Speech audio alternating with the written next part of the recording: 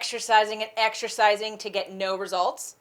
Did you know that there are other factors besides diet and exercise that contribute to weight loss resistance?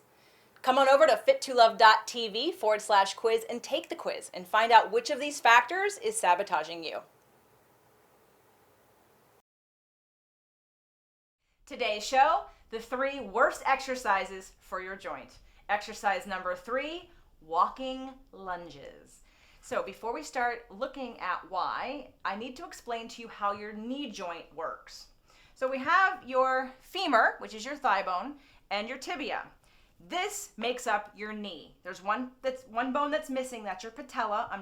That's a little bone that's not connected, and it sits in your patellar tendon, and it slides and glides over the groove right between these 2 bones. But we're not going to talk about the patella because this is really what we want to talk about when it comes to the knee.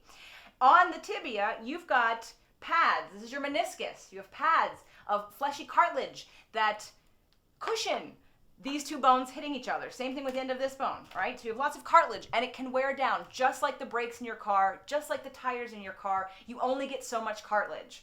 So we've got compression, which is gravity. We're all under compression. There's nothing wrong with compression. It's just that's what this force is. If we were to hang upside down, this is called distraction. That's another force that we have in our joints. We also have rotation, which this joint does not do. It's a hinge joint.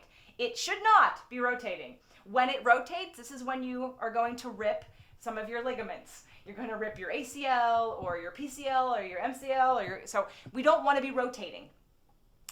We also have translation. This is the force that we're kind of concerned about. Translation is a gliding and a sliding, and all joints do it, but all joints don't do it with a massive amount of force to it.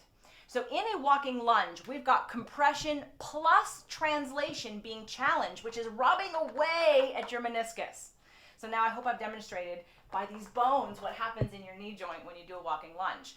Now, we're not even going to talk about the efficiency of a walking lunge. Like, why are you doing it in the first place? Are you looking to build muscle? Are you just supplementing some kind of interval program? Because there's other things you can do that are much safer, and one of them is a stationary lunge. So I'm just going to show you real quick. You're going to take your feet hip width apart.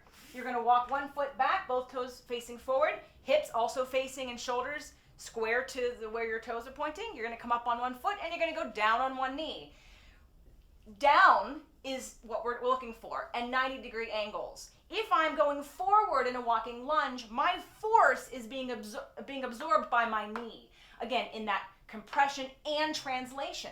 So my muscles don't even have an opportunity to take over controlling my force because it's all in my knee.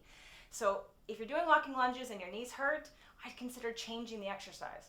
Remember, there's so many different exercises you can do to build your quads, work on balance and stability, lower your body fat percentage, increase your stamina, increase your strength. So maybe you might want to consider laying off the walking lunges.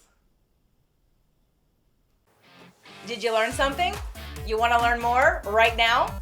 Come on over to fit2love.tv and check out our Movement Mondays.